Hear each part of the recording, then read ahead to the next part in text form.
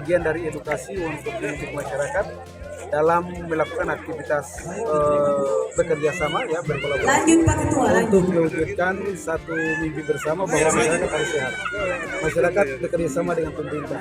Pemerintah juga wujud dan Tiga untuk bekerja sama dengan 04. masyarakat dalam menggiatkan olahraga sehingga sehat untuk membangun 304. itu harapan yang kami Nomor. sehingga semuanya bisa berjalan dengan baik. Soal komitmen pemerintah daerah terkait GERA ada atau tidak? Kan ini belum selesai, baru 60% tadi laporan dari ketua panitia atau Geraha itu bukan tanggung jawab pemerintah.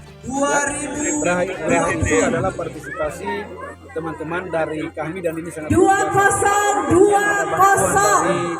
dari sisi informasi tadi ada bantuan dari salah satu pengusaha ya Pak Buya dan berkontribusi untuk pembangunan di luar tanggung jawab pemerintah. Ini hal yang luar biasa dan perlu dicontoh. Terima kasih sudah nonton. Jangan lupa like, subscribe, dan share ya.